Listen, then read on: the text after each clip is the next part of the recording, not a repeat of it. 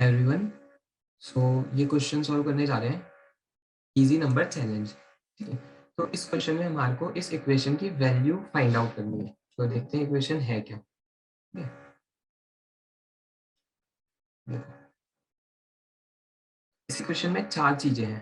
पहला ये A B C. ठीक है, ये ए बी सी हमें एज एन इनपुट मिलेंगे। ठीक है, हमें इनपुट मिलेंगे 3 ABC। ठीक है, अब ये चीज क्या है? ये एक फंक्शन है। ये एक फंक्शन है जिसका नाम है डिवीजर फंक्शन। ठीक है, डिवाइजर फंक्शन। तो देखो इस फंक्शन का मीनिंग क्या होता है कि जैसे हमारे को डी ऑफ पी निकालना है, तो इसका मतलब ये होगा कि जो पी नंबर है उसके कितने डिवीजर्स हैं, काउंट ऑफ डिवीजर्स, वो ये फंक्शन डिफाइन करेगा। ठीक है, जैसे डिवीजर्स ऑफ टू को कौन कौन डिवाइड कर सकता है? या तो 1 कर सकता है या तो 2 खुद कर सकता है, तो इसके डिवीजर्स 2 होंगे। 4 के निकालें तो 1 डिवाइड कर सकता है, 2 डिवाइड कर सकता है, 4 डिवाइड कर सकता है, तो इसके केस में 3 होंगे। ठीक है, अगर हम डी ऑफ 8 निकालें, इसके केस में 3 हो सकते हैं। क्या क्या? 1 2 4 एंड देन 8। ठीक है, इस केस में 4 आ गए। ठीक है, तो ये जो डी फंक्शन है इसका मतलब क्या है कि ये एक वैल्यू लेगा इनपुट, और ये उसके डिवीजर्स मींस कितने नंबर्स हैं जो उस नंबर को डिवाइड करते हैं, वो वैल्यू हमें रिटर्न करेगा।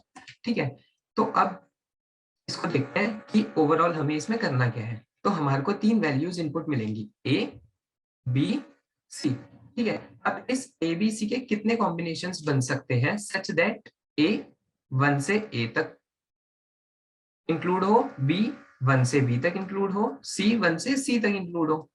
तो इसके ए इंटू बी इंटू सी कॉम्बिनेशन बन जाएंगे। ऐसे एक फॉर लूप चलेगा ए के लिए, एक फॉर लूप चलेगा बी के लिए, एक फॉर लूप चलेगा सी के लिए। कैसे? देखो फॉर एग्जांपल हमारे पास गिवन है 2 2 2 मींस ए भी 2 है, बी भी 2 है एंड सी भी 2 है। एंड हमारे को कहा कि ना इसके सारे ये कॉम्बिनेशंस निकाल दो। ठीक है, अभी कॉम्बिनेशंस की बात कर रहे हैं।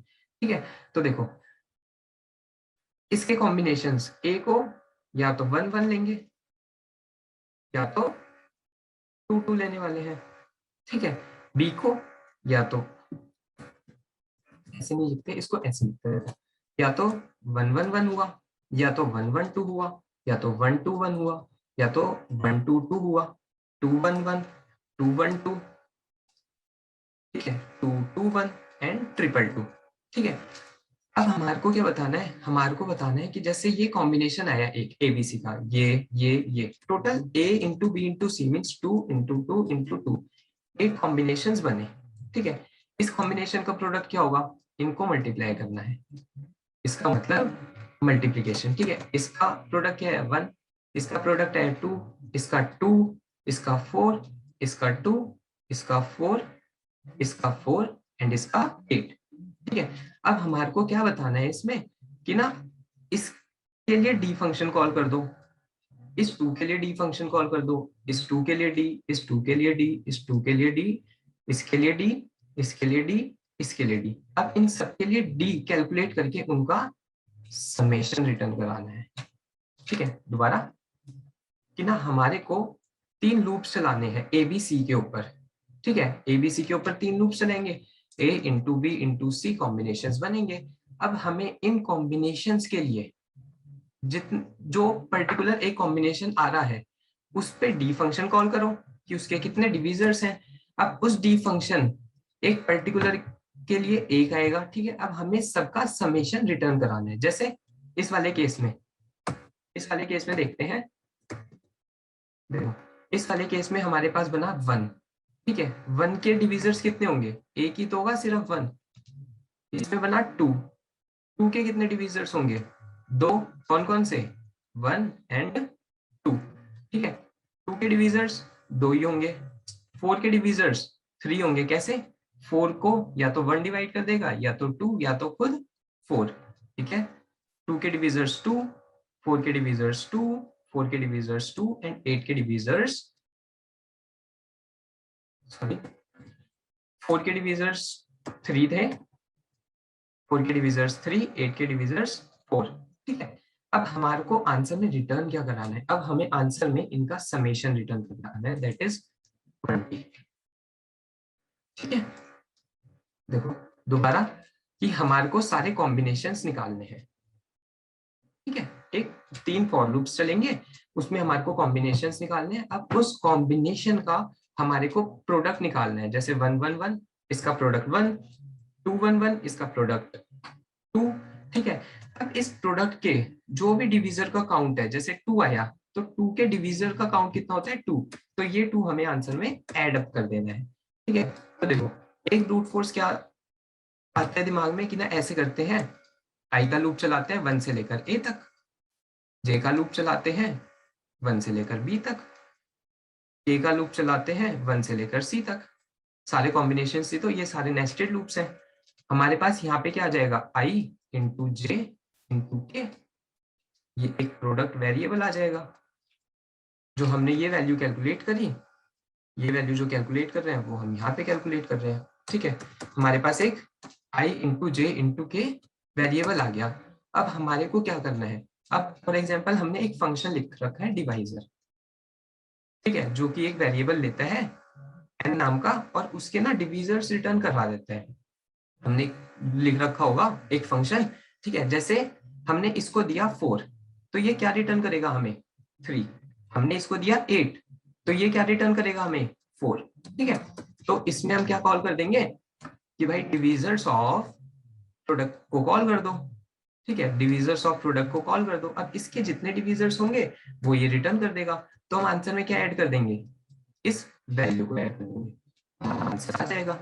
ठीक है, बट अब इसकी कॉम्प्लेक्सिटी देखते हैं, टाइम कॉम्प्लेक्सिटी की कितनी ओवरऑल कॉम्प्लेक्सिटी इसकी गई।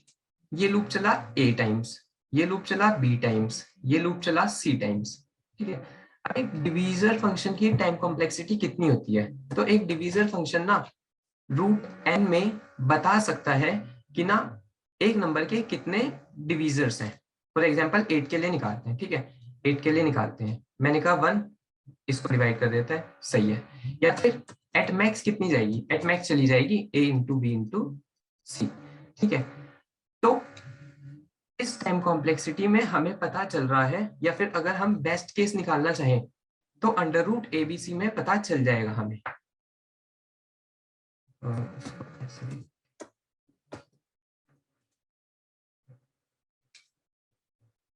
ठीक है, तो देखो इसमें हम क्या पता कर सकते हैं, इसमें हम रूट ऑफ एन में पता कर सकते हैं। जैसे एक प्रोडक्ट गया तो हम रूट ऑफ प्रोडक्ट में पता कर सकते हैं कि कितने नंबर्स हैं जो इस प्रोडक्ट को डिवाइड करते हैं। ठीक है, रूट ऑफ प्रोडक्ट में पता कर सकते हैं, बट यहाँ पे मैक्स टू मैक्स प्रोडक्ट की वैल्यू क्या जाने वाली है, मैक्स टू मैक्स जाएगी ए इंटू बी इंटू सी। ठीक है, तो मैक्स टू मैक्स प्रोडक्ट की वैल्यू जाएगी ए इंटू बी इंटू सी। ठीक है, अब क्वेश्चन में कंस्ट्रेंट्स देखते हैं। क्वेश्चन में कंस्ट्रेंट्स दे रखे हैं कि ना ए बी सी की वैल्यू मैक्स टू मैक्स 100 जा सकती है। ठीक है, अगर हम वर्स्ट केस ले लें कि ए भी 100 है, बी भी 100 है एंड सी भी 100 है। ठीक है, तो इसकी ओवरऑल टाइम कॉम्प्लेक्सिटी क्या होगी, A into B into C into root of A into B into C. ठीक है, ए बी सी के लिए इस फंक्शन को कॉल कर रहे हैं। ठीक है, तो देखो ये हो जाएगा 10 की पावर 6, ये वैल्यूज अगर हम पुट कर देंगे तो 10 की पावर 6 अंडर रूट 10 की पावर 6, ये हो जाएगा अंडर रूट से बाहर आने के बाद 10 की पावर 3 ओवरऑल 10 की पावर 9। ठीक है, तो ब्रूट फोर्स तो टीएल ही दे देगा, मोस्ट प्रोबेबली ये टीएल ही दे देगा। ठीक है, तो देखो हम इसमें कुछ अपडेशन कर सकते हैं, क्या अपडेट कर सकते हैं, अगर हम इन वैल्यूज को ध्यान से देखें। ठीक है, तो हम 2 के लिए 1 2 3 टाइम्स हम 2 के लिए ही डिवीजर फंक्शन कॉल कर रहे हैं।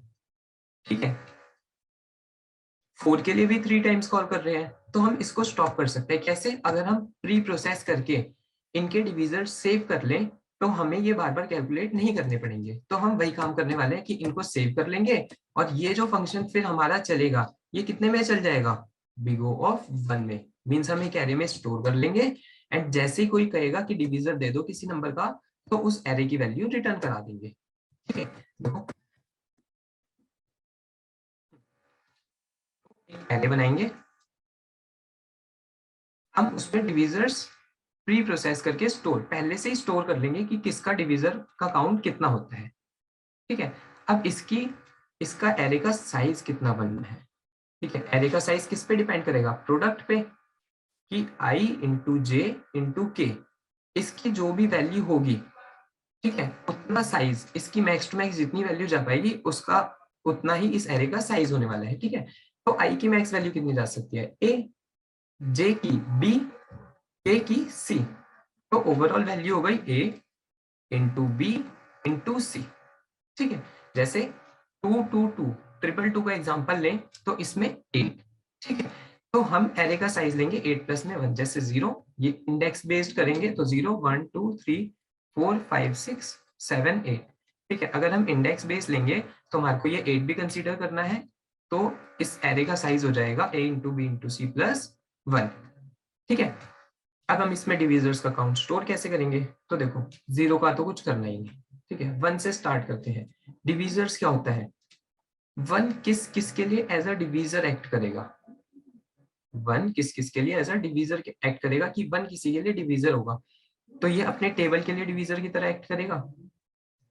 2 अपने टेबल के लिए डिवीजर की तरह एक्ट करेगा, कैसे, 2 2 को डिवाइड कर सकता है, 4 को कर सकता है, 6 को कर सकता है, 8 को, 10 को, 12 को। ऐसे ही अगर 7 ले तो 7 के लिए वर्क कर सकता है, ठीक है, 14 के लिए, 21 के लिए, 28 के लिए।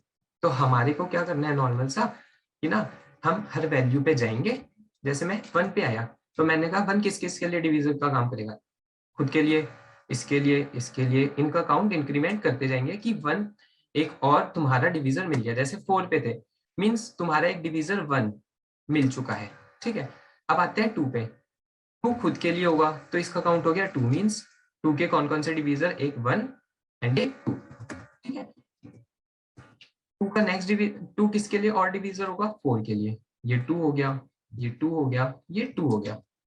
3 पे आते हैं, 3 एक तो खुद के लिए डिवीजर होगा, एक 6 के लिए होगा, ठीक है, बाकी किसी के लिए नहीं। ऐसे ही 4 खुद के लिए, 5 खुद के लिए, 6 खुद के लिए। तो देखो एक बार 6 के देखते हैं डिवीजर्स कौन कौन होंगे। 6 के डिवीजर्स 1 2 3 6। तो देखो जब मैं 1 का टेबल चला रहा था तो भी मैंने 6 को अपडेट किया था, जब मैं 2 का टेबल चला रहा था तो भी मैंने 6 को अपडेट किया था, जब मैं 3 का टेबल चला रहा था तो भी 6 को अपडेट किया, एंड जब 6 का टेबल चलाया तो भी। तो क्या 6 4 टाइम्स अपडेट हो गया जो होना चाहिए था, 4 डिवीजर्स हैं इसके, ठीक है। तो ऐसे करके हम डिवीजर्स काउंट कर लेंगे एंड नॉर्मल सा ये लूप चलाएंगे, और इस वैल्यू की जगह, सिर्फ इस वैल्यू की जगह हम क्या कर देंगे, ARR का प्रोडक्ट, बस। तो अब हमारे इस अप्रोच की टाइम कॉम्प्लेक्सिटी क्या हो जाएगी, A into B into C, ठीक है। और दूसरे वाली जो हमने प्री प्रोसेसिंग करी वो max to max A into B into C log ABC जाएगी। ये प्री प्रोसेसिंग की कॉम्प्लेक्सिटी है। प्री प्रोसेसिंग की कैसे, इस एरे का साइज है A into B into C, ठीक है। अब हम इस एरे के हर एक एलिमेंट पे के टेबल पे जा रहे हैं, हम 1 के टेबल पे जाते हैं, हम फिर 2 के टेबल पे जाते हैं, ठीक है, हम फिर 3 के टेबल पे जाते हैं, फिर 4 के टेबल पे जाते हैं, ठीक है। तो किसी के भी टेबल पे जाने की टाइम कॉम्प्लेक्सिटी क्या होती है, log ऑफ n, ठीक है। जैसे 2 पे गए, फिर 4 पे गए, फिर 6 पे गए, 8 पे गए, ठीक है, ऐसे करके जाएंगे, ठीक है। तो देखो थोड़ा सा कोड देखते हैं पहले इसका, फिर आगे अप्रोच करेंगे।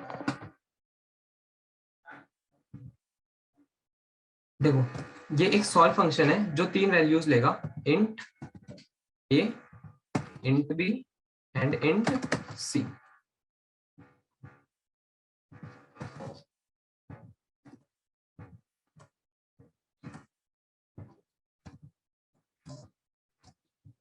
ठीक है, ये हमने इनपुट लिया और ये फंक्शन हमें रिजॉल्व कराना है, ठीक है।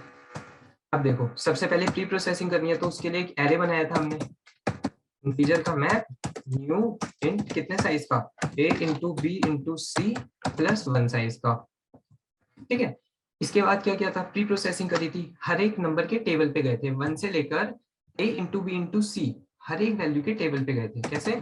For integer i equals to 1, i is less than map dot length i plus plus, मेरे पास एक नंबर है, अब मेरे को इसके टेबल पे ट्रैवल करना है। कैसे करूंगा? For integer j equals to i, j is less than map dot length j plus equals to i। ठीक है, इस चीज को देखते हैं। देखो यहाँ पे मैंने लिखा है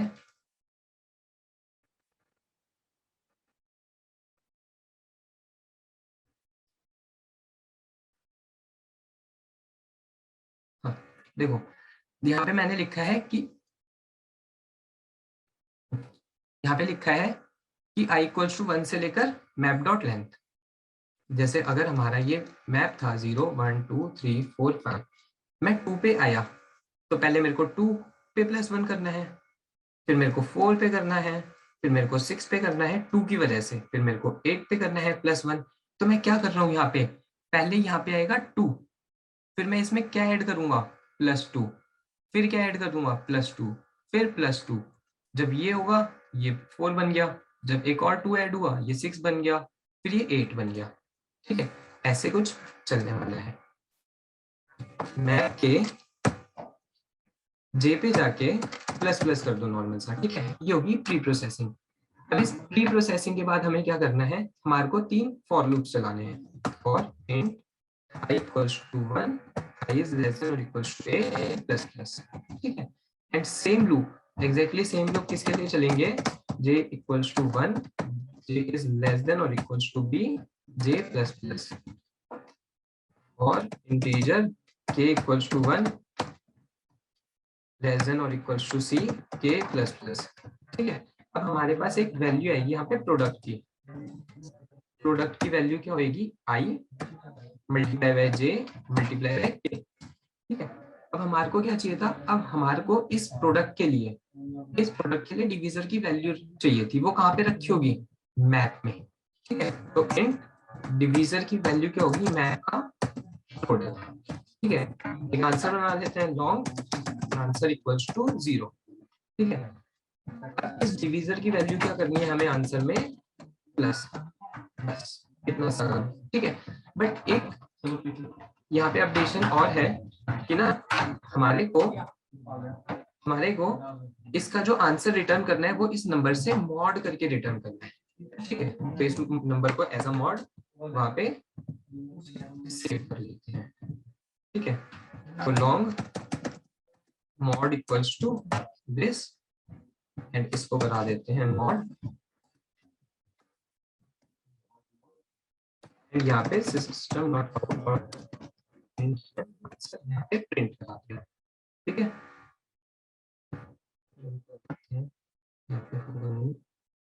ठीक है, एक बार कोड फोर्सेस पे सबमिट कर लेते हैं इसको।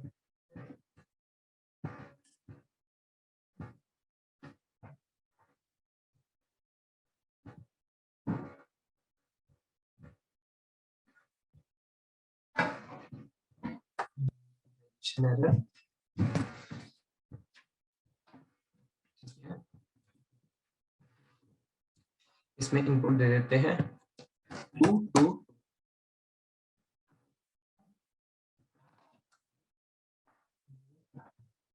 ठीक है, इसका आंसर आ रहा है 20।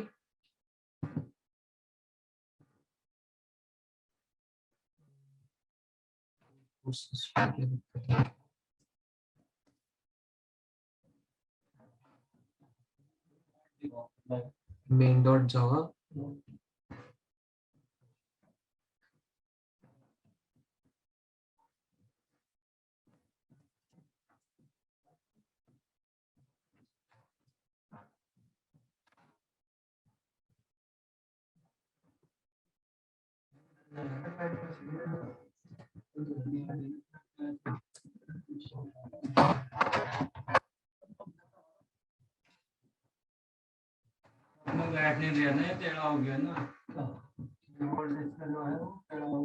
ठीक है, तो एक्सेप्ट हो रहा है ये। Thank you for watching.